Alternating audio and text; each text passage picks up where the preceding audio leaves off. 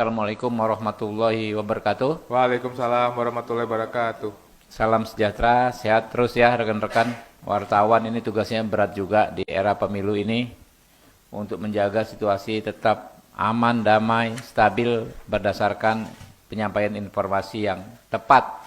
Ya rekan-rekan, kami TKN mendeteksi kemungkinan adanya anasir-anasir anti demokrasi yang ingin menjegal Prabowo Gibran dengan 3 skenario hitam atau dengan cara-cara ilegal, unlawful. Ya. 3 skenario tersebut adalah dengan melakukan kecurangan terstruktur, sistematis, dan masif, kemudian menghembuskan isu pemakzulan terhadap Presiden Jokowi, dan yang terakhir menyebarkan berita bohong untuk mengadu domba masyarakat. Motif penjegalan tersebut karena meroketnya elektabilitas Prabowo Gibran yang bisa jadi membuat sebagian orang merasa frustasi dan tidak lagi percaya pada cara-cara demokratis untuk mengalahkan Prabowo Gibran. Ya. Karena kita lihat elektabilitas Pak Prabowo itu tinggi sekali, jauh lebih tinggi daripada 2 paslon lainnya, baik dengan simulasi 3 paslon atau simulasi jika ada putaran kedua yaitu dengan 2 paslon.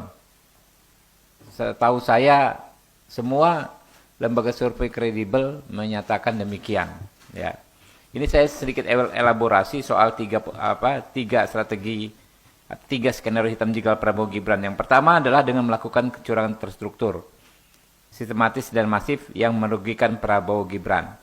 Kecurangan tersebut antara lain dilakukan dengan menggunakan kekuasaan kepala daerah atau kementerian atau lembaga yang pejabatnya berafiliasi secara politik kepada parpol tertentu yang mendukung paslon tertentu. Fenomena ini terjadi di berbagai provinsi di seluruh Indonesia.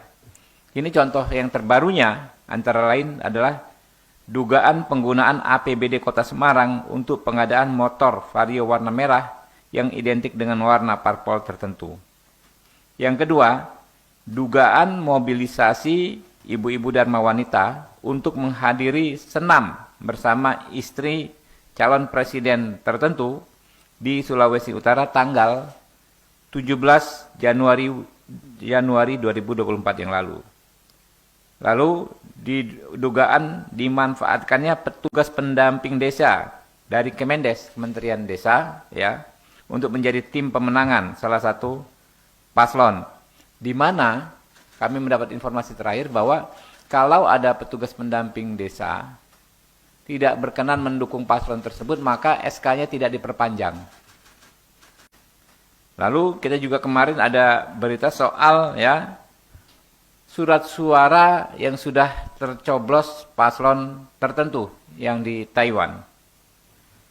Terkait kecurangan ini tersebut ya, TSM tersebut kami sudah melaporkan, yang sudah resmi dilaporkan 41 laporan ke Bawaslu, 2 laporan ke Dewan Pers, 2 laporan ke Komisi Penyiaran Indonesia, 5 laporan ke DKPP, 5 laporan pidana. Nah ini tabelnya teman-teman ya.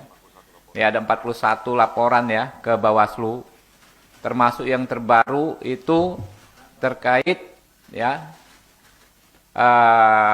mobilisasi ibu dan wanita di Sulawesi Utara pakai surat sekda, ya, surat pejabat sekda, sekretaris daerah, agar menghadiri senam yang ternyata tanggal 17 Januari kemarin dihadiri oleh ibu calon presiden, ya, istri dari calon presiden. Ya.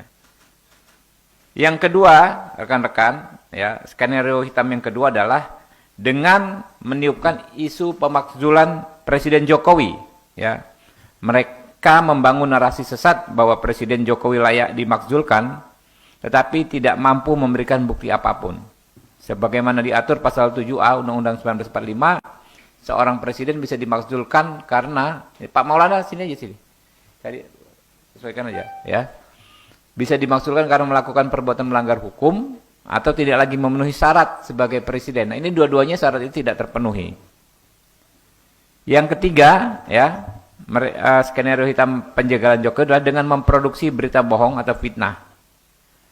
Contohnya adalah peredaran masif koran Ahtung yang isinya memfitnah Pak Prabowo. Ya, ini koran ini luar biasa. Sekarang kami deteksi sudah beredar di setidaknya 20 kota besar seluruh Indonesia. Ini udah kami bikin laporan polisinya. Karena ini udah masuk delik pidana, bukan lagi delik pemilu ya. Soal koran Ahtung ini, karena isinya fitnah. Nah, saya sendiri ya sudah menginstruksikan kepada tim kampanye daerah di 20 provinsi, ya 20 kota besar, untuk melaporkan ini ke kepolisian masing-masing. Ini salah satunya. Saya pikir nantinya ini akan disentralisir ya di Baris Krim Mabes Polri, karena tindak pidananya terjadi di berbagai provinsi atau lintas provinsi. Lalu ya mereka juga menghembuskan berita bohong soal adanya menteri yang ingin mengundurkan diri dari kabinet Pak Jokowi. Ada juga mereka menghembuskan berita ya yang intinya ingin mengadu domba antara prajurit TNI dengan masyarakat sipil. Kami, rekan-rekan, berkomitmen untuk tidak membalas kecurangan dengan kecurangan. Kami juga berkomitmen untuk tidak membalas fitnah dengan fitnah dan tidak membalas hoax dengan hoax. Kami minta ya kepada penegak hukum terkait baik Bawaslu, DKPP, kepolisian agar melakukan tugasnya dengan baik, menangkal 3 skenario melawan hukum ini. Kami menyerukan kepada semua pihak untuk bersikap satria. Kalau memang tidak sepakat dengan gagasan Prabowo Gibran yang pro rakyat, ya, lakukanlah cara-cara yang tidak bertentangan hukum dan konstitusi. Sekali lagi, ini memasuki 20 hari terakhir ya, menjelang coblosan, 20 sekian hari ya. Kami berharap pemilu ini bisa berjalan dengan damai, luber dan jurdil. Mungkin ada sedikit review